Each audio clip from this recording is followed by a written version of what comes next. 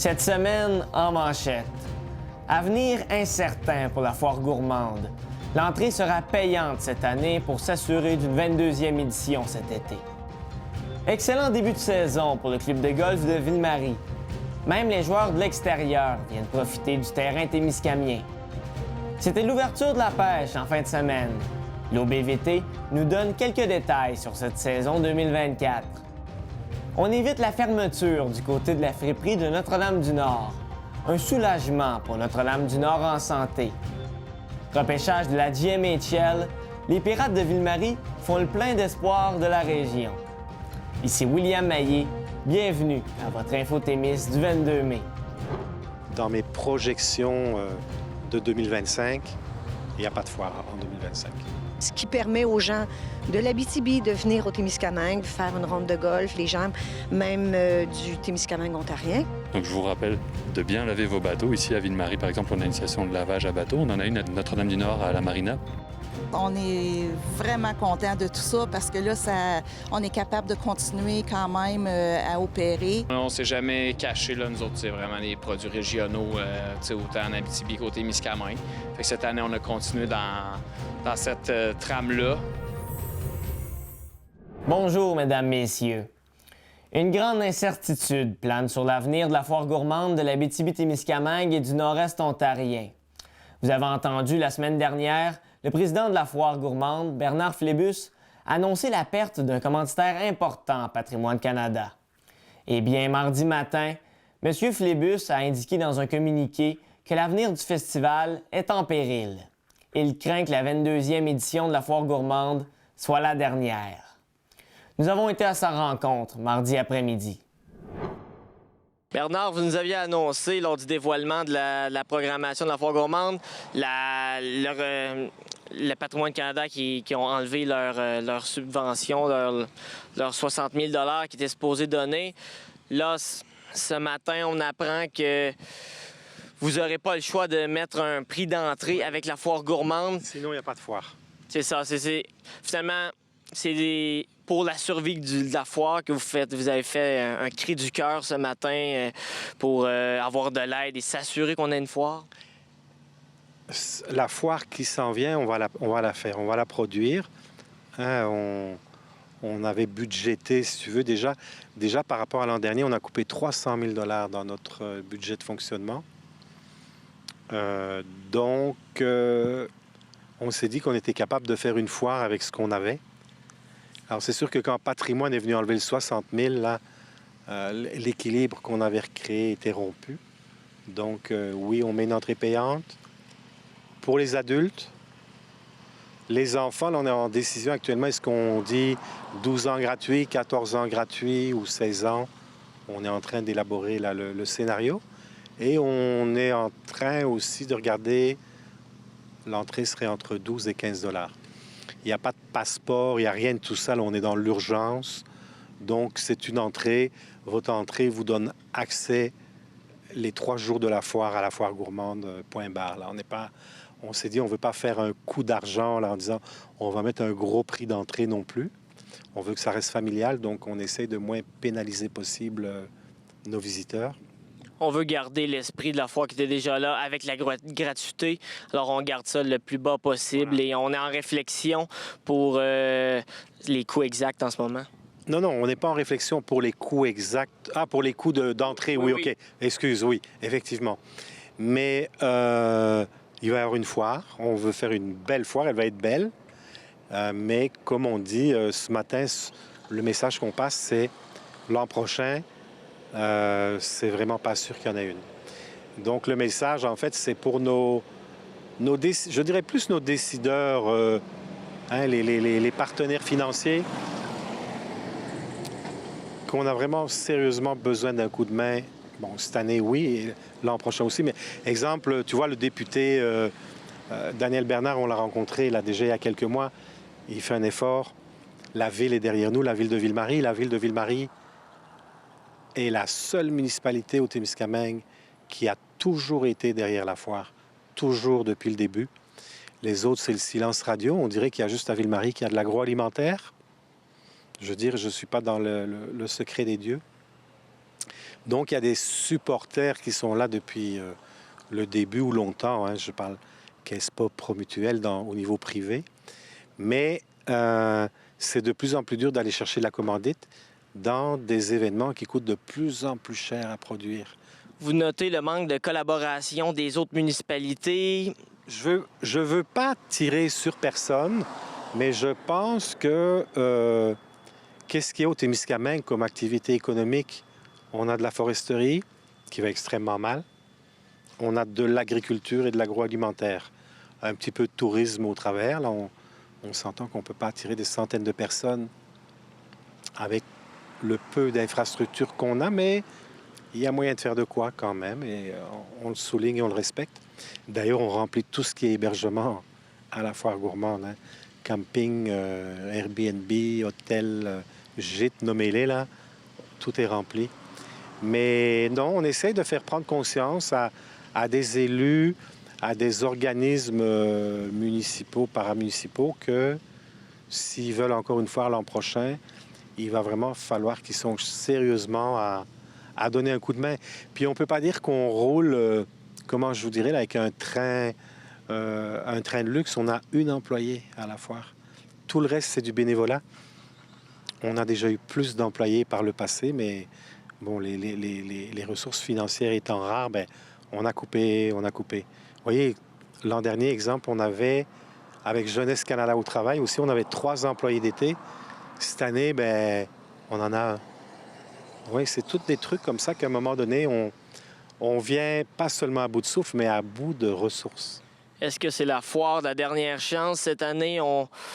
Pour s'assurer une perpétuité, il faut qu'on ait de l'aide et qu'on donne le tout pour le tout? Bien, on jette les dés, on met la table, on fait un bel événement. Donc, moi, je dis ceux qui sont jamais venus à la foire, que ce soit des exposants, des visiteurs, venez parce que à date, avec ce que je vois dans mes chiffres, je dirais pas dans ma boule de cristal, mais dans mes projections de 2025, il n'y a pas de foire en 2025. Il faut un grand changement maintenant. De l'aide financière. Vous savez qu'un partenaire comme Patrimoine Canada, qui était là quand même à la hauteur de 100 000 $ annuellement, s'en va, je dirais, tirer la plug comme ça, là. Surtout on avait eu les gens de Patrimoine Canada l'an dernier à la foire. Vous avez fait des recommandations. Notre programmation est faite en fonction des recommandations de Patrimoine Canada. Puis malgré tout, tire la plug. Je sais qu'on n'est pas les seuls. En Abitibi, il y a aussi un gros festival. Ils m'ont écrit ce matin. Eux aussi, la Patrimoine Canada est sortie d'un coup. Tu sais, on ne parle pas d'un 5 000, d'un 15 000. Tu sais, quand l'Auto-Québec est parti, ils nous avaient prévenus à l'avance en disant, écoutez, votre événement, c'est pas vraiment le style d'événement qu'on... Eux, c'est plus spectacle. Mais, tu sais, on a eu le temps de se retourner et voir venir, tu comprends? Mais d'un coup, 60 000, c'est dur à digérer. Parce que c'est vraiment le fait que vous avez pas assez d'artistes locaux qui étaient la cause pour Patrimoine Canada, mais c'est ce que vous disiez que oui, ça semble une raison facile. C'est un prétexte, je dirais, fallacieux. C'est un bon mot, ça, au Scrabble, hein, en passant. Parce que je sais qu'on n'est pas les seuls événements à avoir été coupés. Je peux même te dire que dans des événements comme des fêtes du Canada à travers le Québec, il y a plein d'événements qui ont été coupés. Il leur reste des miettes. Donc, ils ont appelé Patrimoine, ils ont dit, bien, regarde, votre 6 000 $, là, on ne peut rien faire avec ces spectacles, feux d'artifice. Donc, ils l'ont remis, ils ont dit, regarde. Donc, il y a déjà plein d'événements où Patrimoine Canada était partenaire principal qui n'auront pas lieu cette année. Je peux même vous annoncer que les fêtes du Canada ici n'auront pas lieu parce qu'il y a un administrateur qui s'occupe des fêtes du Canada, qui est sur notre conseil d'administration. Alors, c'est l'entièreté de la scène des festivals au Témiscamingue qui est en péril en ce moment. Bien, je ne dis pas l'entièreté. On dirait que le festival western va bien. Il ne faut pas généraliser. Ce que je peux dire aujourd'hui, avec la lecture et les échanges que j'ai eus avec les gens qui organisent des festivals en Abitibi principalement, c'est que la foire gourmande n'est pas la seule en grosse précarité. J'ai entendu un festival, ils sont 400 000 dans le trou. On n'est pas rendu là, mais je dirais l'âge d'or là, des festivals, comme on les a connus, il est derrière nous. C'est devenu complexe, c'est très, très cher de monter des festivals. Tu vois, en 2 ans, la facture des artistes, je dirais des vedettes québécoises, là, je ne parle même pas de l'international, a quasiment doublé. À l'international, là, nous, on n'est pas dedans, là. Mais je parle avec des gens d'autres festivals, c'est pour avoir des gros noms, là, c'est des centaines de milliers de dollars. Donc, petit bassin de population, on fait quand même des petits événements par rapport à ce qui se fait en ville, là. Je sais pas, tu vas au festival d'été sur les plaines d'Abraham, où j'ai été de nombreuses années, tu as des centaines de milliers de spectateurs. Ici, là, je veux dire, un spectacle, on a quoi, 3-4 000. Hein, au Cisco en lumière, je pense qu'il jauge à 10 000, 12 000. Donc, tu vois, ce qui est difficile pour nous, c'est le bassin de population. Et en même temps, enlève les festivals de l'Abitibi-Témiscamingue, tu enlèves une grosse partie de la vie culturelle qu'aucune municipalité est capable de se payer elle-même. Tu vois ce que je veux dire? Il faut plein de bénévoles, il faut des subventions des gouvernements provinciaux, fédéraux. Enlève tous les festivals demain. Il n'y a pas une municipalité, même à Rouyn ou à Val-d'Or, qui dit « Moi, je reprends H2O, le Festival de l'humour ou le Festival de musique émergente ou autre. » Là, j'en nomme quelques-uns. Donc, c'est vraiment, je dirais, comment on va faire pour créer un sentiment d'appartenance, voir un petit peu qu'est-ce qu'on fait au niveau de la culture, au niveau de l'émergence. On a toujours eu même à la foire des jeunes talents, je dirais, et de l'Ontario et du Québec, là. Tu sais, il faut commencer quelque part. Puis le volet, tout le volet agroalimentaire qui va devoir trouver une autre tribune pour aller se vendre, pour aller faire des tests de produits. Et tu ajoutes les artisans qui, eux aussi, souvent, c'est un complément de revenu, mais tu sais, les artisans, il y a la passion, il y a des savoir-faire, il y a tout ce côté-là qu'on maintient en vie. Donc, c'est tout un écosystème, je dirais, qui est touché, là. Alors, je ne parle même pas des 500 000 $ de retombées dès 3 jours dans Ville-Marie et alentour, mais ils sont là pareil. Parce que la foire, on avait fait des études il y a plusieurs années, puis c'est des millions de dollars de retombées. C'est les exposants qui ont des nouveaux clients. Tu as des restaurateurs qui viennent ici, des gens qui ont des épiceries, qui trouvent des nouveaux produits. Tu sais, c'est vraiment... Il y a le salon, je dirais, horizontal à le public, qui est très important, qui viennent en direct goûter des nouveaux produits. Puis tu as tout le côté vertical de la chaîne agroalimentaire. Ces gens-là, les décideurs, viennent aussi et font de la business avec les exposants. Donc, si la foire disparaît, où vont-ils faire ça? Je ne sais pas. Merci, Bernard. Merci à vous. Cette annonce du président de la foire a évidemment fait beaucoup jaser aux 4 coins du Témiscamingue. Les difficultés de la foire gourmande sont un coup dur pour l'industrie touristique témiscamienne et particulièrement pour la ville de Ville-Marie. Le maire de Ville-Marie, Martin Lefebvre, prend au sérieux la situation précaire de l'événement. On a eu une grosse annonce ce matin avec que là, la foire gourmande va devoir mettre un prix d'entrée pour s'assurer de leur survie. Dans le communiqué de presse de Bernard Flébus. Quelle a été votre réaction à la ville de Ville-Marie après cette grosse annonce? Bien, l'annonce d'un prix d'entrée, c'est sûr que, quand il y avait la subvention du fédéral, c'est quelque chose qu'ils ne pouvaient pas faire. Là, je n'ai pas le détail là, du prix d'entrée. Est-ce que ce sera uniquement pour les spectacles? Est-ce que ce sera pour les spectacles et même toute entrée au niveau de la foire, la partie dégustation? Je ne suis pas surpris. On a rencontré M. Flébus, ça fait plusieurs semaines. On l'a rencontré à 2 reprises. Je sais qu'ils ont un gros problème de financement pour l'édition qui s'en vient, là. Et puis, nous, à la ville de Ville-Marie, on est collaborateurs. Ça fait longtemps, ça fait plusieurs années, depuis les débuts d'ailleurs. Et puis quand ils sont venus nous rencontrer, c'est sûr qu'on est à analyser qu'est-ce qu'on est capable de faire de façon supplémentaire en don d'argent, parce qu'on donne des sous à la Foire gourmande depuis des années. On offre les services de nos employés dans la semaine avant l'activité, parce que dans tout le montage, il y a de l'aide là qui peut se faire en machinerie, en ressources humaines, aider parfois aussi à ramasser tout ça après la foire, de l'argent pour de la location de locaux.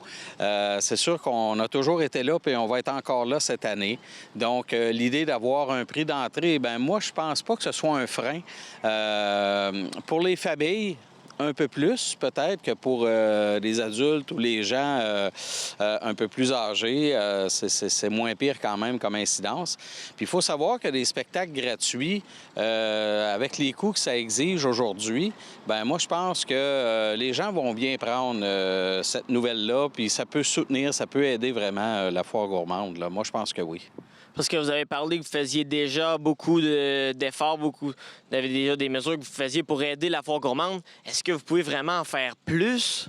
Bien, je vous dirais, tu sais, dans l'argent, si on était vraiment au-dessus de nos affaires, de dire qu'on serait capable de donner le fameux 100 000 qu'ils ont perdu depuis 2 ans, on le ferait, mais on n'est pas capable de faire ça. Mais je pense qu'on est quand même, avec les élus de Ville-Marie, on est en mesure d'évaluer qu'est-ce qu'on est capable de donner en plus là, de la partie argent qu'on donnait habituellement. Parce qu'en valeur argent et services, là, je vous dirais, c'est entre 30 et 40 000 $ que la Ville de Ville-Marie donne à la Foire gourmande. Et puis, fait qu'on ne sera pas à moins que ça c'est sûr. Possiblement un peu plus qu'on pourra le faire. Mais en même temps, c'est plus global. Hein? La situation de la foire actuellement, comme dans beaucoup d'événements au Québec, les coûts sont toujours en augmentation. Puis c'est facile de donner ça comme raison, mais c'est majeur, là, les coûts. Puis en plus, bien, c'est sûr que leur nouvelle d'avoir perdu un bon financement au niveau du fédéral, bien ça, c'est un coup dans les genoux, faut se le dire. Fait que c'est sûr que ça vient pas aider à l'édition actuelle. Là. Parce que c'est des retombées importantes qui reviennent à chaque année avec cet événement. Qu'est-ce que ça signifierait pour les commerces de Ville-Marie ou du Témiscamingue au complet, cette perte? Bien, tu touches à un point majeur. C'est sûr qu'avec l'arrivée des touristes, tout l'aspect touristique, des gens qui arrivent avec de l'argent nouvelle, dans le fond, de l'extérieur, qui viennent participer parce qu'il y a des activités, il y a des jeux d'enfants, il y a, écoute, des clowns, il y a plein d'activités qui se font, qui sont organisées par la foire pour que ce soit vraiment des activités familiales et permettent aux gens aussi de déguster. Fait que c'est sûr que ces gens-là, c'est de l'hébergement, c'est de la restauration dans Ville-Marie, dans les municipalités avoisinantes. C'est la même chose avec le Festival Western, avec le rodéo qui n'aura pas lieu cette année. Donc, c'est des millions d'argent, c'est des millions de dollars qui ne seront pas investis dans notre milieu. Puis c'est tout le Témiscamingue qui est perdant dans cette... quand ça arrive. Et puis, bon, je comprends que là, bien des années, il y a eu les régates de Ville-Marie. À un moment donné, les coûts étaient énormes, donc ça a cessé. Est arrivé la Foire gourmande. Moi, je veux pas que la Foire gourmande termine comme ça après l'édition de cette année. Donc, ça prend des nouveaux partenaires. Est-ce que la Foire doit revoir aussi leur structure? Ils font quand même des efforts cette année en ayant, je pense, une tente en moins. Bon, en ayant un frais d'entrée, là, soit au spectacle et ou avec, là, c'est ce détail-là que je n'ai pas. Mais il faut voir comment on est capable d'avoir des partenaires, comment on est capable de revoir tout ça. Puis de l'implication citoyenne, hein, parce que l'implication des gens, c'est pas seulement faire du bénévolat pendant la foire, c'est d'avoir des gens qui s'impliquent au conseil d'administration, comme dans tout organisme qu'on a au Témiscamingue. Puis au Témiscamingue, on est chanceux, on a une population qui participe habituellement. Mais là, la foire, il y a une lumière jaune qui est allumée. Moi, je pense que c'est une annonce triste. C'était comme si c'est la lumière rouge, mais l'édition actuelle va se vivre. Mais la lumière jaune est allumée pour qu'on travaille fort ensemble pour avoir des prochaines éditions, parce que l'agroalimentaire, les producteurs, les touristes, on a besoin de ça au Témiscamingue. C'est beau le Témiscamingue l'été, puis il faut que les gens continuent à venir nous voir. Puis là-dessus, là, Ville-Marie et les municipalités voisines, je pense, vont travailler fort pour maintenir nos organisations. Mais pour ça, ça prend de l'implication de citoyens, de l'argent, c'est sûr. Et puis, c'est à tout ça qu'on va s'attarder.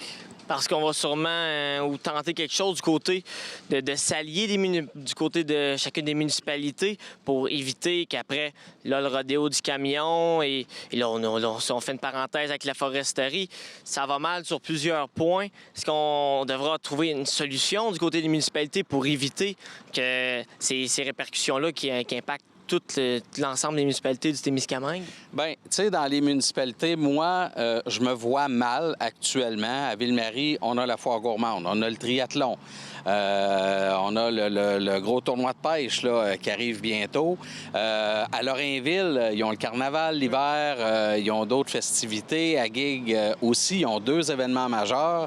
Fait que vous savez, dans beaucoup de municipalités, il y a déjà des activités qui s'organisent. Alors moi, d'aller comme maire de Ville-Marie, me dire il faut que les autres municipalités embarquent, c'est peut-être de façon collective avoir cette réflexion-là, mais en même temps, si on le fait pour la foire, c'est sûr qu'il y a d'autres événements qui sont peut-être fragilisés en implication citoyenne, en dons de toutes sortes, et vous l'avez mentionné avec la situation de la crise forestière qui est là présentement. C'est plus difficile pour les entreprises aussi d'embarquer. Donc, il y a une bonne réflexion collective à faire. Puis, avant de dire faut que certaines municipalités doivent embarquer, oui, c'est sûr que c'est intéressant, mais Ville-Marie, vous savez, participe pas, à part ses citoyens, à ce qui s'organise dans la municipalité de Guigues, par exemple. Nous, on n'investissait pas au rodéo du camion, on n'investit pas dans le carnaval de Lorrainville. Donc, moi, avant d'aller demander aux autres municipalités d'embarquer avec que ce soit la foire, le triathlon ou autre, je me dis, il faut que ce soit vraiment collectif. Qu'est-ce qu'on veut pour l'agroalimentaire? C'est quand même ça et la foresterie, les 2 éléments majeurs qui ont apporté la naissance du Témiscamingue et de l'ensemble des municipalités. Donc, on va avoir à y réfléchir comme élus, ça c'est sûr. Et puis après ça, au niveau de certaines subventions provinciales, fédérales, qu'est-ce qui fait que là, il y a une coupure? Parce qu'ils coupent à certains endroits aussi, mais est-ce que c'est toujours... quelles sont les raisons? Je ne les connais pas. Je ne suis pas sur le conseil d'administration de la foire, mais il va falloir qu'il y ait des réflexions sérieuses qui se fassent. Merci, Martin. Ça me fait plaisir. Merci beaucoup. La saison de golf est déjà commencée depuis presque 1 mois au club de golf de Ville-Marie. La température plus douce du sud de la région permet généralement de débuter la saison 1 à 2 semaines plus tôt à Ville-Marie qu'en Abitibi. Nous sommes allés, nous aussi, faire un tour sur les verres du club de golf pour connaître le ressenti de la copropriétaire de l'endroit, Sonia Rivet, en ce début de saison. Bonjour Sonia. Bonjour. Comment on ressent ce début de saison de golf ici au club de golf de Ville-Marie? C'est un très bon départ de début de saison. Les golfeurs étaient au rendez-vous. On est ouvert depuis le 26 avril. Le terrain est en bonne condition pour le temps de l'année. On est vraiment contents. Et ça, vous avez dit, vous, ça fait déjà 1 mois qui est commencé votre début de saison. C'est plutôt que l'Abitibi, là, vous, est-ce que c'est une chance de pouvoir commencer et pourquoi vous pouvez commencer exactement plus tôt que le nord de la région? Ici, je vous dirais qu'on a un microclimat. C'est certain qu'on est aussi à 1h30, 2h, 3h de l'Abitibi. Donc, on a des températures beaucoup plus favorables. On est toujours 2 semaines avant, ce qui permet aux gens de l'Abitibi de venir au Témiscamingue, faire une ronde de golf, les gens même du Témiscamingue ontarien, qu'on voit beaucoup en début de saison. Alors, c'est vraiment une chance qu'on a de commencer la saison plus rapidement. Beaucoup de visites de l'extérieur et les gens de la région sont encore présents en ce début de saison? Oui, surtout dans les longs congés, comme on connaît en fin de semaine. Il y a beaucoup de touristes qui sont à la Bannique, qui campent et puis qui viennent ici. Beaucoup de touristes qui sont de passage familial. Donc oui, c'est vraiment bien. On est très satisfait d'accueillir tout le monde au club de golf. Et on vous parle, est-ce qu'on vous dit qu'il y en a que c'est presque leur raison pourquoi ils viennent, mettons, à la Bannique? Est-ce qu'on vous dit que c'est une grande raison pourquoi ils viennent dans ce coin-ci, le terrain de golf? Oui, souvent, on a des gens qui, viennent jouer au golf une fin de semaine, donc peuvent faire du camping ou être dans les hébergements qu'on a ici en ville, on a vraiment du bel hébergement. Donc, ça permet aux touristes de rester plus longtemps quand ils décident de faire le tour de la région, jouer une partie de golf et puis finir de faire toutes les activités qu'on peut avoir ici en région. Et est-ce qu'il y a beaucoup de réguliers aussi au terrain? Est-ce qu'on a beaucoup de membership? Est-ce que les réguliers reviennent souvent et on a des habitués?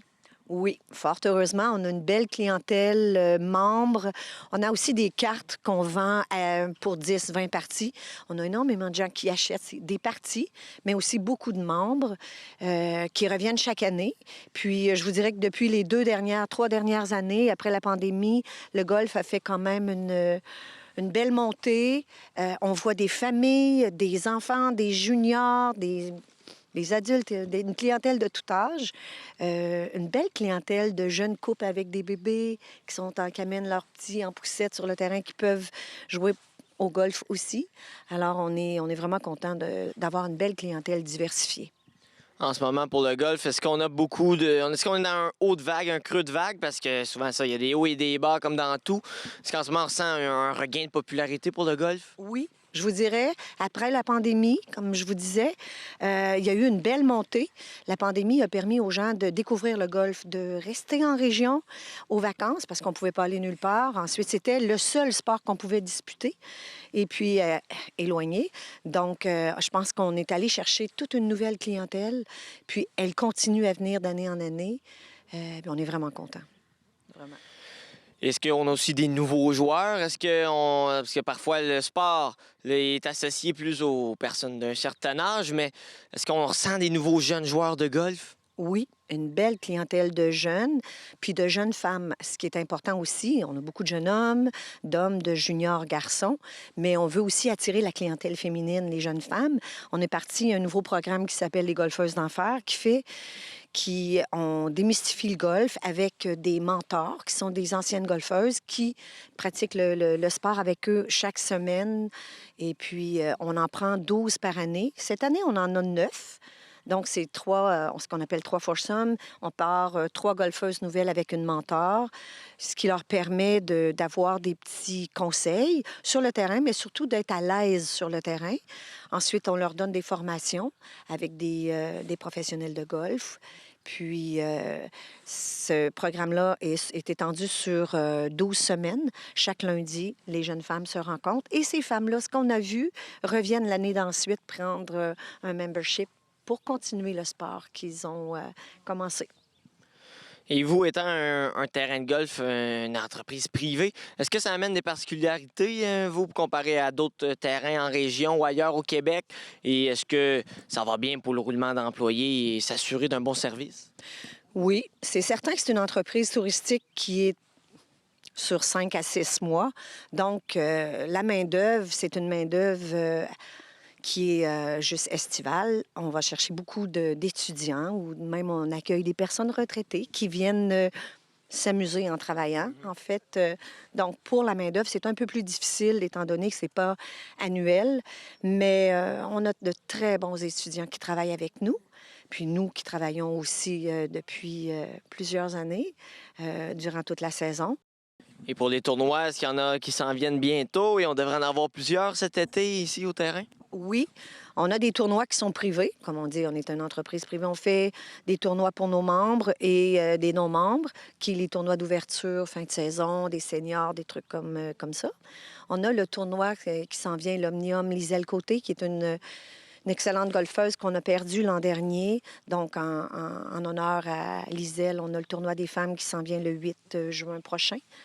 Mais on a aussi des tournois privés, des petites compagnies, des grandes compagnies qui viennent faire des tournois toute la journée, qui amènent leurs employés, puis qu'on termine avec un repas ici au club de golf.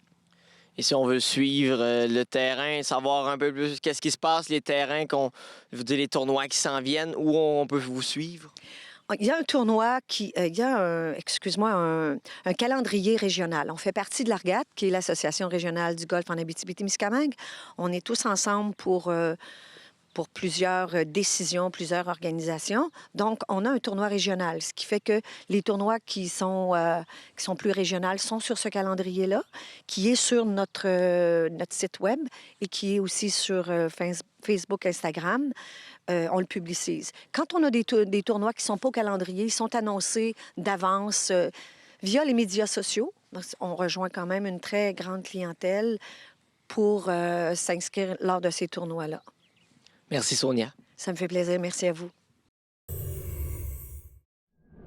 La fin de semaine dernière marquait l'ouverture de la pêche au Québec. Vous êtes assurément plusieurs à avoir sillonné nos lacs à la quête d'une grosse prise. Nous nous sommes entretenus avec Yves Graveteau de l'Organisme des bassins versants du Témiscamingue sur la santé de nos lacs avec la possible ouverture de la centrale nucléaire de Chalk River. Nous l'avons aussi questionné sur les espèces en danger dans nos lacs. Yves, dans les dernières semaines, mois, même la dernière année, on a entendu beaucoup parler de la situation de la centrale, possible centrale de Chalk River, qui pourrait se faire construire. C'est quoi les répercussions que ça pourrait avoir sur le lac Témiscamingue et ses bassins versants? En fait, la construction à Chalk River, c'est surtout pour entreposer des déchets de faible radioactivité à moins d'1 kilomètre de la rivière des Outaouais. Donc c'est ça qui est un peu préoccupant, c'est que c'est une grande quantité de déchets faiblement radioactifs, mais qui sont vraiment pas loin de la rivière. Donc les craintes seraient d'avoir des fuites vers la rivière d'éléments contaminés, donc radioactifs, et donc qui pourraient entraîner une contamination radioactive de la rivière. Pour ce qui nous concerne, sur notre territoire, l'amont de la rivière des Outaouais, on est moins préoccupé directement parce que notre eau s'en va vers Chalk River et ne revient pas directement. Donc, advenant une contamination, elle s'éloignerait de notre territoire pour aller plus dans le coin d'Ottawa. Donc, de notre côté, si on se regarde juste le nombril, on n'est pas tant inquiet, mais ça n'empêche que Chalk River est dans l'ensemble de la rivière des Outaouais qui forme un tout. Donc, effectivement, on suit le dossier. Alors, c'est pas nous qui seraient directement affectés, mais nos voisins proches le seraient. Et parce que, concrètement, ce que aussi ça ferait, c'est ça polluerait, oui, la population de poissons. Est-ce que ça polluerait, je sais pas, sur nous, notre eau qu'on boit? Probablement pas, mais c'est vraiment la santé des animaux et tout ce qui est de l'environnement bio-marin, si je peux dire, qui serait affecté? Oui, donc en fait, ce qu'on regarderait, c'est plus la santé de l'écosystème au complet. Donc si on rajoute de la contamination dans l'écosystème, cette contamination peut circuler et par les animaux, peut éventuellement remonter sur notre territoire. Donc ça, oui, ça peut nous inquiéter un petit peu. Si les animaux sont moins en santé, on a un écosystème moins en santé. Puis on sait qu'on a déjà quelques stresseurs en ce moment, comme des changements climatiques ou justement l'arrivée d'espèces envahissantes. Donc notre écosystème subit déjà de grosses perturbations. La présence de l'homme en est déjà une très bonne. Si on rajoute à ça une éventuelle contamination par des éléments radioactifs, ça ne va pas ajouter quelque chose d'intéressant à notre portrait d'écosystème de la rivière des Outaouais. Et l'OBVT, votre territoire, ça s'étend jusqu'où précisément? Parce que ce que j'ai cru comprendre, c'était pas seulement la MRC du Témiscamingue qui est sous votre gouverne. Donc effectivement, l'organisme de bassin versant du Témiscamingue, c'est l'organisme de bassin versant. Donc le bassin versant, c'est tout le territoire qui draine en un point. Et notre territoire, c'est celui qui draine vers le lac Témiscamingue, donc celui qui est en arrière de nous. Ça comprend tout le nord de Rouyn-Noranda jusqu'à Launay, jusqu'au sud de Val-d'Or, jusqu'à quasiment dans la Mauricie, à la source de la rivière des Outaouais. Et ensuite, ça s'en va jusqu'à passer Matawa, au moment où la rivière du Moine rejoint la rivière des Outaouais. Donc c'est quand même un très vaste territoire, 35 000 km², c'est très très grand.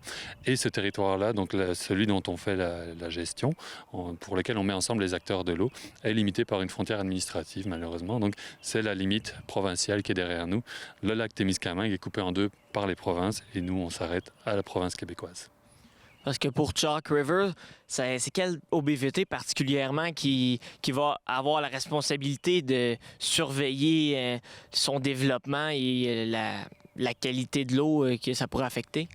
Donc, vu que les OBV, les organismes de bassin versant, sont provinciaux, ils sont seulement du côté québécois, Chalk River est en Ontario. Donc, c'est pas techniquement sur le territoire d'un OBV, mais notre vis-à-vis, notre voisin, c'est l'Agence de bassin versant des Sept, l'ABV des Sept, dont le bureau est à Gatineau. Donc, eux sont plus proches de Chalk River. Sinon, en Ontario, ce qui ressemble le plus aux OBV, c'est ce qu'on appelle les Conservation Authorities, donc les offices de protection de la nature. Il n'y en a pas partout, c'est une volonté municipale d'en implanter, il n'y en a pas partout. Ici, en Ontario, il n'y en a pas de l'autre côté de notre province. Donc, de l'autre côté du lac Témiscamingue, ici, il n'y a pas d'office de protection de la nature encore. Et du côté de Chalk River, je pense qu'il y en a une, effectivement. Mais notre partenaire principal qui suit le dossier le plus près, qu'on a déjà contacté, c'est Garde-Rivière des Outaouais. Eux, ils sont basés à Ottawa et ils regardent vraiment l'ensemble de la rivière des Outaouais, alors que nous, on regarde seulement la source côté québécoise. Vous avez parlé que l'autre bord du lac Témiscamingue, ce n'est pas la même organisation qui gère. La saison de la pêche arrive bientôt, rouvre en fin de semaine. Est-ce que, justement, il y a des différences pour la réglementation, que ce soit pour les poissons ou la pêche, entre le côté québécois du lac Témiscamingue et le côté ontarien? Donc oui, effectivement, ça fait déjà quelques temps qu'au Québec, on n'a plus le droit de pêcher avec des poissons vivants. Donc les ménés vivants sont interdits au Québec. Mais je rappelle que le lac Témiscamingue est coupé en deux par la frontière provinciale. Donc de l'autre côté, il est encore permis de pêcher avec ce genre de poissons-là, qui nous amènent des problèmes de santé animale. Donc ils peuvent apporter des virus, ils peuvent apporter aussi certains contaminants, des espèces finalement envahissantes. Ici, dans le lac Témiscamingue, on a un bel exemple. On a la présence du cladocère épineux, qui est une toute petite crevette, mais qui pose des gros problèmes à l'écosystème. Cette crevette-là peut potentiellement diminuer l'alimentation des poissons qui nous intéressent, par exemple le doré, qui sont prédateurs, et va diminuer jusqu'à 30% leur alimentation parce qu'elle compétitionne ce que mange, c'est-à-dire le plancton. Donc le plancton, c'est les toutes petits animaux qui sont dans l'eau, qui vivent dans la colonne d'eau, dont se nourrissent les plus petits poissons qui sont à la base de la chaîne alimentaire, des fameux dorés par exemple. Donc le cladocère épineux a ce potentiel-là de diminuer l'alimentation des poissons, d'avoir des poissons finalement en moins bonne santé ou en moins grande taille. Donc pour la pêche, c'est dommageable. Et ils ont aussi, en raison de leur forme, donc cladocère épineux, il est un petit peu en forme d'épine. Si on pêche à la traîne derrière le bateau, ils peuvent s'accrocher, sans le vouloir, mais ils peuvent s'accrocher à notre fil de pêche et donc le colmater. On a l'exemple dans les grands lacs qu'effectivement, quand on pêche là-bas puis qu'il y a beaucoup de cladocères, il faut régulièrement sortir la ligne au quart d'heure à peu près, enlever les cladocères puis continuer à pêcher. Donc c'est dommageable et pour le poisson et pour le pêcheur. Donc c'est un bel exemple qu'il faut augmenter effectivement notre vigilance. Donc à l'approche de l'ouverture de la pêche, en fin de semaine, le 17, ça ouvre. Donc je vous rappelle de bien laver vos bateaux. Ici à Ville-Marie, par exemple, on a une station de lavage à bateau. On en a une à Témiscamingue, à Notre-Dame-du-Nord, à la Marina. Et il y en a comme ça quelques-unes sur le territoire. Donc n'hésitez pas à laver votre bateau. En 2024, c'est normal de laver son bateau. Il ne faut pas se sentir bizarre. Tout le monde a le droit de laver son bateau. Et c'est gratuit au Témiscamingue, donc n'hésitez pas. Ça peut éviter de propager cette espèce-là vers d'autres plans d'eau, comme le lac Kipawa, par exemple, qui nous inquiète beaucoup, le lac Simard des 15. Ils n'ont pas de cladocère épineux, puis on ne voudrait pas le sortir du lac Témiscamingue pour l'emmener dans ces plans d'eau. Pour les autres, vous avez parlé du doré, les autres espèces poissons en ce moment au Témiscamingue, est-ce qu'il y en a qui sont en danger? Est-ce qu'il y en a qui sont plus qui vous préoccupent par rapport à leur santé, leur population? Oui, donc le doré est quand même très très suivi par le ministère de la Faune. Donc c'est une espèce qui va relativement bien, qui est surveillée. Il y a beaucoup d'ensemencements qui se font aussi. C'est pas une espèce qui nous inquiète particulièrement parce que c'est une espèce d'intérêt. Il y a d'autres espèces qui sont moins d'intérêt pour les communautés non autochtones. Donc par exemple les sturgeons jaunes, c'est une espèce que nous on essaye de mieux connaître parce qu'elle nous inquiète un peu sur le territoire. Elle nous inquiète parce qu'on a beaucoup perturbé son territoire. On a implanté des barrages là où elle allait frayer par exemple. On a fragmenté son territoire. C'est une espèce qui aime les grands plans d'eau, comme ici au lac Témiscamingue. Donc on a perturbé ses frayères et on a divisé son territoire. Donc c'est une espèce qui est légèrement en déclin et qui est mal connue encore dans son état actuel à travers le territoire. Donc on essaye de mieux la connaître. Certaines autres espèces étaient présentes naturellement sur le territoire. On en a des noms en algonquin qui parlent de cette espèce-là. Je parle de l'anguille d'Amérique. C'est une espèce dont on souhaiterait le retour, mais qui est empêchée de revenir sur son territoire par les barrages. L'anguille d'Amérique, pour faire une histoire courte, elle naît dans la mer des Sargasses, donc sous les tropiques, assez loin d'ici, et elle doit remonter le territoire pour s'alimenter ici. Donc ça fait de nombreuses décennies qu'on n'a pas de mention de cette espèce-là. Mais on sait qu'elle remonte le Saint-Laurent jusqu'au barrage de Carillon, par exemple, qui est proche du lac des Deux-Montagnes à Montréal. Donc elle aimerait ça remonter, mais les barrages l'en empêchent. Donc on aimerait ça améliorer la gestion des barrages, rajouter des passes à poissons pour qu'un jour cette espèce ait nouveau accès à son territoire d'origine. Et pour avoir plus d'informations au sujet de la santé des rivières et des cours d'eau au Témiscamingue, on peut venir vous voir au bureau de l'OBVT ou aller chercher un peu de vos pamphlets dans plusieurs commerces? Bien, tout à fait. Puis j'invite tous vos auditeurs à s'inscrire à notre infolettre. Allez sur notre site internet obvt.ca et en haut à droite, vous verrez un petit onglet « Devenez membre ». C'est gratuit, vous recevrez notre infolette si vous le souhaitez. Et j'en profite aussi pour vous inviter à notre assemblée générale qui devrait être le 13 juin dans le coin de Notre-Dame-du-Nord. Donc inscrivez-vous, puis vous aurez tous les détails pour venir nous voir. À l'occasion de l'AG, on fait des activités. On a l'occasion de parler de tous nos projets et de répondre à une bonne partie des questions de ceux qui vont y participer. Merci Yves. Merci, au plaisir. La friperie de Notre-Dame-du-Nord change de main et sera maintenant gérée par les ateliers Camille. Depuis le 6 mai, le groupe est gestionnaire de la friperie. La friperie avait pris la décision de fermer ses portes à cause du manque de rentabilité, de main-d'œuvre et de bénévoles que vivait l'organisme. Les ateliers Camille ont alors vu l'occasion de sauver la friperie en l'utilisant comme plateau de travail pour ses membres. Ils pourront ainsi aller chercher plus facilement des subventions que la friperie à elle seule n'avait pas auparavant. Une démarche de regroupement est en cours et elle s'achèvera avec la fusion de la friperie Notre-Dame-du-Nord au sein des ateliers Camille le 31 décembre. Les ateliers Camille assurent que la friperie demeurera à Notre-Dame-du-Nord et que les employés déjà en place garderont leur emploi. La présidente de Notre-Dame-du-Nord en santé, Lorraine McLean, qui s'occupait de la gestion de la friperie, nous parle de l'importance de cette passation de pouvoir vers les ateliers Camille. Alors Lorraine, pour la Notre-Dame-du-Nord en santé, qu'est-ce que ça représente pour vous que les ateliers Camille reprennent la friperie? Dans le fond, on est vraiment content de tout ça parce que là, on est capable de continuer quand même à opérer. Ça va continuer parce que c'est vraiment un besoin essentiel pour les gens de la région. Surtout avec l'arrivée aussi de plusieurs immigrants. Bien, souvent, ils viennent s'habiller ici pour... parce que c'est moins cher, puis ils ont moins de sous à dépenser. Donc, je pense que c'est super important là, de pouvoir continuer ce beau geste-là qui avait été de partir la friperie là, il y a quand même plusieurs années. Parce que vous aviez annoncé avant que les ateliers Camille le reprennent que vous comptiez mettre la clé dans la porte.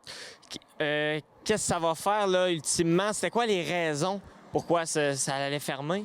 Principalement, c'est parce qu'on avait de la difficulté à trouver des bénévoles pour siéger au sein du conseil d'administration. Puis également, au niveau des employés, c'était très difficile de trouver des employés qui restaient en place. Malgré toutes les subventions, tout ça qu'on recevait, on continuait quand même là, à avoir de la difficulté à trouver des bons employés pour pouvoir maintenir le service en place. Et là, avec les ateliers Camille, ça va permettre de donner une chance à eux, leurs membres, d'avoir un emploi et de se trouver cette main-d'œuvre-là qui manquait? Oui, effectivement.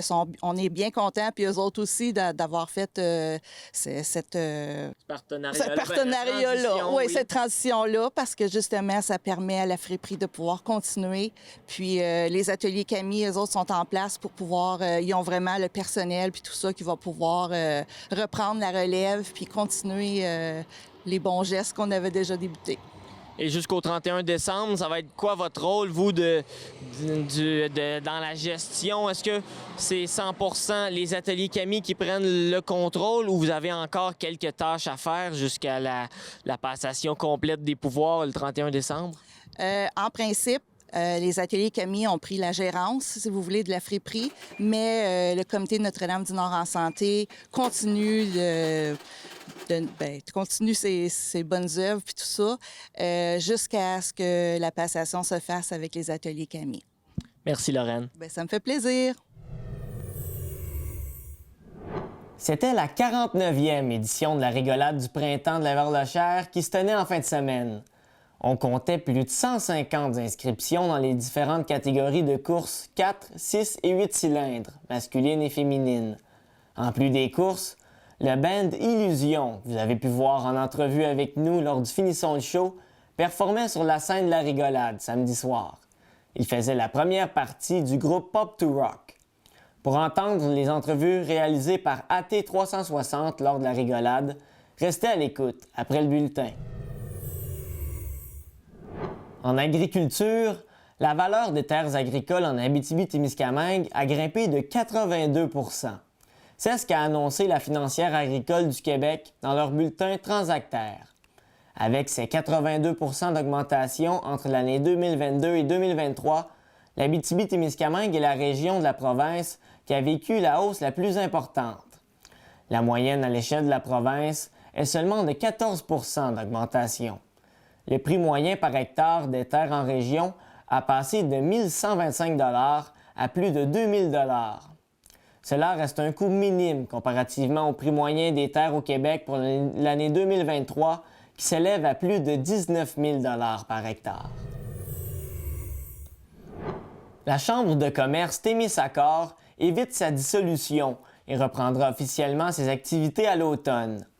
La Chambre a réussi à mobiliser assez de gens pour s'assurer de la relance de l'organisation à l'automne.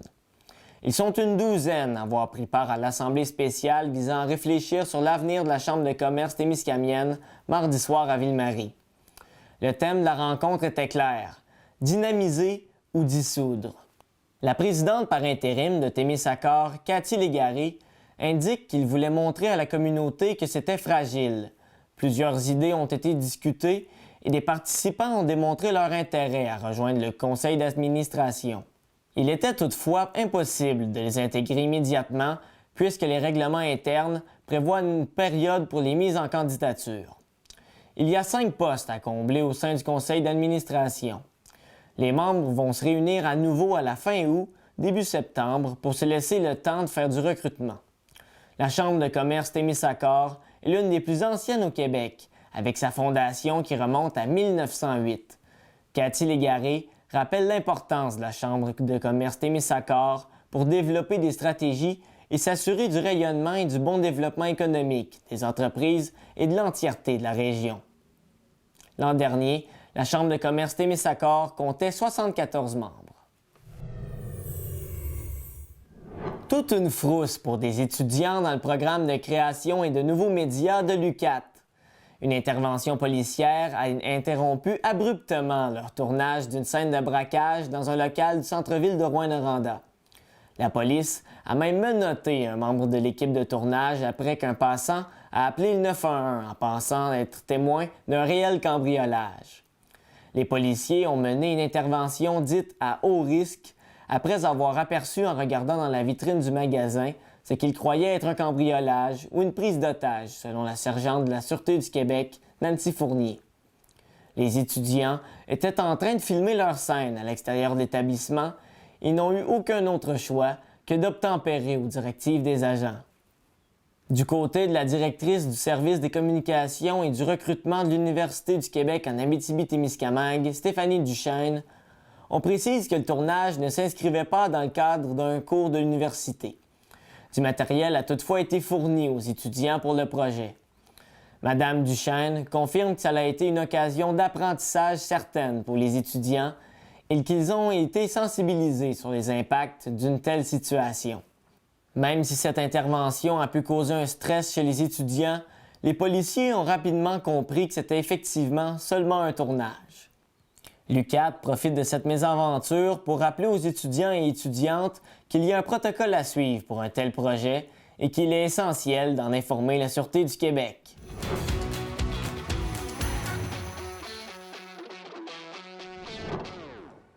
Au culturel cette semaine, le cinéma du Rift présente le drame psychologique Challengers, mettant en vedette Zendaya, ce vendredi et samedi à 19h30. Et ce dimanche, dès 13h30, c'est le documentaire Malartic qui aborde la question de la gestion durable et la gestion juste du territoire. Et c'est ce jeudi qu'aura lieu le dévoilement de la programmation d'automne du Théâtre du Rift pour leurs membres. Ça commence dès 19h au Théâtre du Rift.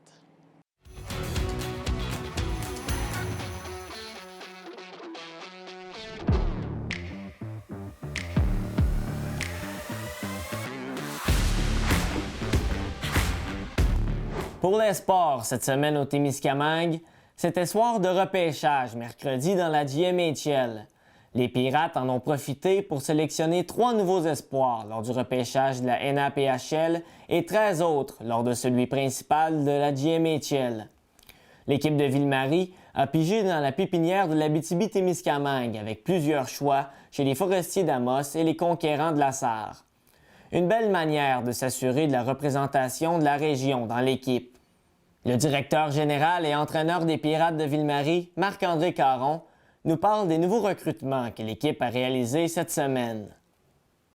Et bonjour Marc-André. Bonjour, ça va bien? très bien. La semaine dernière, vous avez fait votre repêchage là, de la GMHL et de la NAPHL, c'est bien ça? Oui, exactement. NAPHL, là, qui est une ligue, là, c'est des prep schools, dans le fond, des écoles privées. Puis eux, il y avait comme un repêchage avant où est-ce qu'on pouvait repêcher des joueurs de cette ligue-là. Donc, ça a eu lieu, puis ensuite, il y a eu lieu le repêchage habituel. Et vous avez fait 13 choix lors du repêchage de la GMHL, beaucoup en région. Peux-tu nous en parler un peu de vos nouvelles recrues pour les prochaines saisons? Oui, c'est sûr. Mais on ne s'est jamais caché, là, nous autres. C'est vraiment des produits régionaux, autant en Abitibi qu'au Témiscamingue. Fait que cette année, on a continué dans cette trame-là. Juste le premier choix, notre premier choix à nous, c'est un Témiscamien d'origine, Sébani McLean. Sébani, je le connaissais bien. J'ai quand même enseigné 3 ans. Puis pour la game de hockey, je l'ai vu jouer en masse là, avec les Forestiers d'Amos, entre autres, puis les Citadelles de Rouyn-Noranda.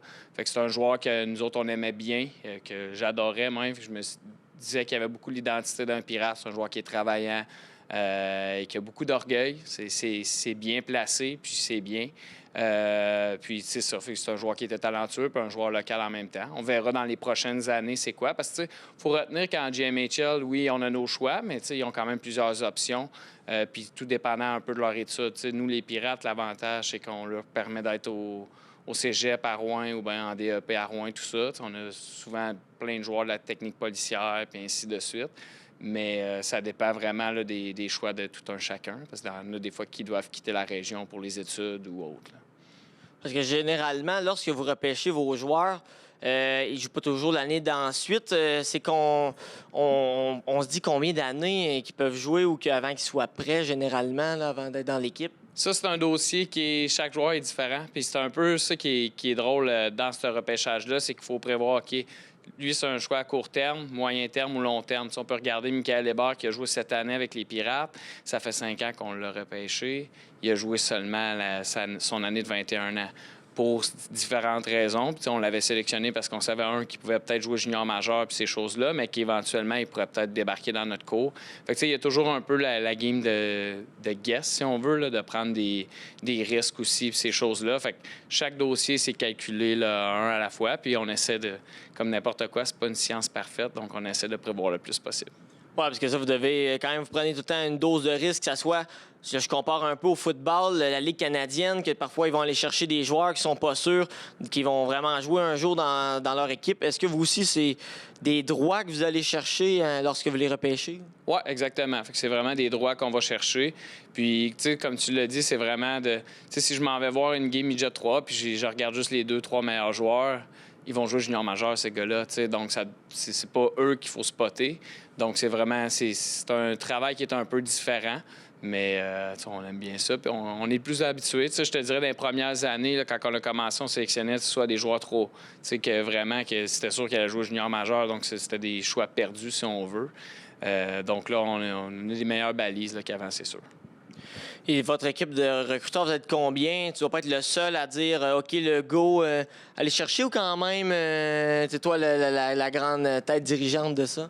Oui, c'est pas mal tout moi qui fais le recrutement. Cette année, j'ai ajouté un recruteur, là, Simon Paradis, dans le coin de Val-d'Or, parce que c'est un calibre, le filon, tout ça, le LHPS, c'est un calibre que j'ai pas le temps de suivre avec les saisons, parce que veux pas, c'est comme différent un peu. Eux font des showcases, tout ça, ils jouent moins souvent à la maison. Fait que les fins de semaine, moi, je coach aussi. Fait que oui, c'est moi qui fais pas mal tout le recrutement. C'est sûr que pour les joueurs extérieurs, puis on n'a pas beaucoup. J'ai de l'aide de certaines personnes, une question de connexion comme d'autres choses. Puis ensuite, c'est des évalués à mes camps, ces choses-là. Il y a des personnes qui vont me référer des joueurs. Hey, c'est lui, regarde-lui, ces choses-là. Puis ensuite, là, on fait le recrutement. Puis ça dépend des ligues aussi. Il y a des ligues que c'est plus facile d'accéder. Exemple, Junior 3A, c'est très facile quand même d'accéder quand tu sais par où passer pour avoir les matchs, ces choses-là. Donc là, je peux évaluer les joueurs. Mais c'est ça. Fait que oui, c'est pas mal tout moi qui fais tout le recrutement, ainsi de suite. Et des 16 joueurs qui ont été repêchés, habituellement, est-ce qu'il y a un chiffre moyen de joueurs qui vont percer un jour l'alignement? Parce que c'est pas 16 joueurs par année qui vont tous jouer avec les Pirates. Est-ce que c'est une grande partie qui vont jouer? Je dirais à peu près un 40 %. Si j'évalue selon les années, un 40 pour toutes les choses qu'on s'est dit tantôt. Des fois, tu repêches un jeune à 16 ans, finalement, il va à l'école à Trois-Rivières et il peut pas jouer dans les Pirates. Ça fait long pour faire les pratiques et ainsi de suite. Fait que c'est vraiment ça. Fait que 40 je pense que c'est quand même bien. Puis en même temps, même quand on s'est trompé, on sait pourquoi à ce moment-là, on a fait les choix. On peut pas regarder dans le passé. Des fois, j'aurais peut-être pas dû prendre lui, j'aurais dû prendre un autre, mais c'est comme n'importe quoi. À un moment donné, on avait nos indications, on avait nos informations, évaluations, puis on y était avec ce qu'on savait. Il y a toujours des late bloomers, du monde qui perce plus tard. Et ça, est-ce qu'il y en a beaucoup des joueurs que finalement, on s'attendait, OK, regarde, on le pique, on sait pas ce que ça va faire, puis finalement, ils ont toute une éclosion plus tard? Oui, et des fois, le contraire. Des joueurs que tu ne sélectionnes pas, finalement, ils viennent au camp, et des joueurs que tu as sélectionnés, eux sont en avant. Fait que surtout à ces âges-là, ça change beaucoup. Au niveau de la croissance, la masse musculaire, ainsi de suite, maturité. Puis souvent, il y a quelque chose qui revient tout le temps, c'est l'éthique de travail. Il y a des joueurs, des fois, qui sont en avant des autres à 17 ans. À 19 ans, ils ont pris un pas de recul, ces choses-là. Puis la condition physique, comment ils se tiennent en forme et tout. Nous, aux Pirates, ils ont tous les outils. Au niveau de l'entraînement, ces choses-là, on leur donne tous les outils, mais à un moment donné, ça leur appartient de faire leur démarche, justement, pour continuer de progresser. Et dans la GMHL, c'est habituellement à quel âge ils sont repêchés? Est-ce que c'est à 17 ans? Est-ce qu'il y a un âge? Puisqu'aux juniors, souvent, c'est 16 ans, les exceptionnels à 15 ans. Mais vous c'est comment? Ça commence à 15 ans, justement. Là. Fait qu'il y a une année plus tôt. Donc, des 15 ans, j'en ai pas repêché beaucoup. Là. Je pense que c'est arrivé juste une fois parce que c'était un jeune de la région, j'étais sûr. Puis aussi, je connaissais l'intérêt des autres équipes envers lui. Parce que des fois, il y a ça aussi dans le repêchage. Il y a des équipes qui vont repêcher des joueurs.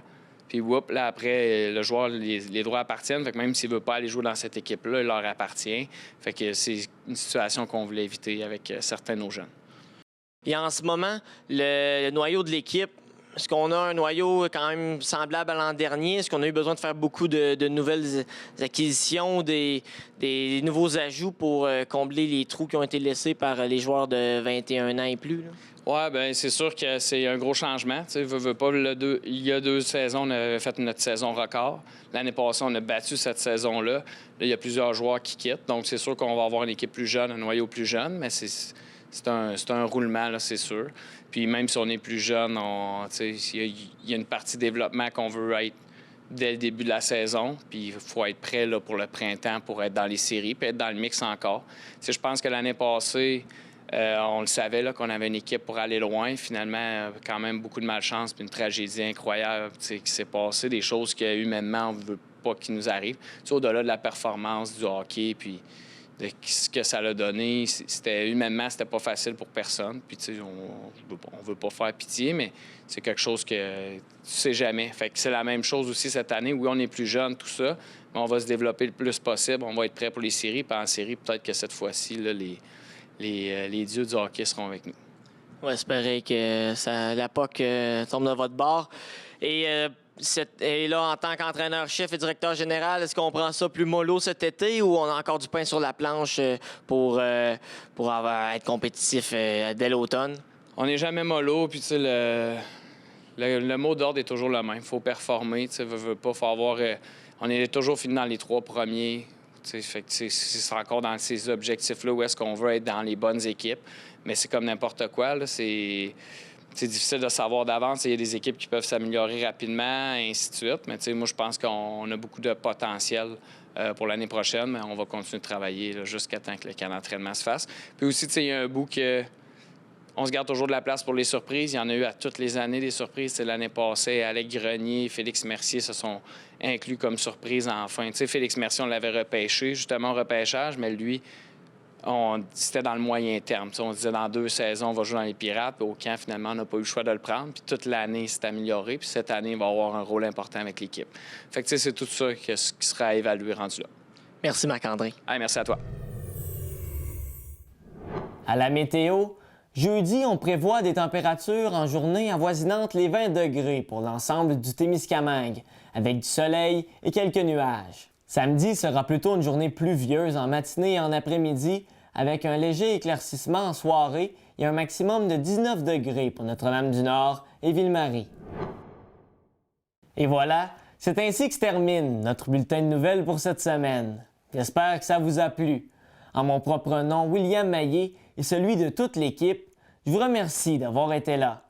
Restez à l'écoute après le bulletin pour voir les entrevues réalisées par AT360 lors de la rigolade du printemps de la Verlochère. Et en terminant, si vous cherchez quelque chose à faire jeudi soir, les élèves de l'école Rivière-des-15 présentent la finale de leur show Talent caché. Ça se passe à l'école Rivière-des-15 et les billets sont au coût de 5 $.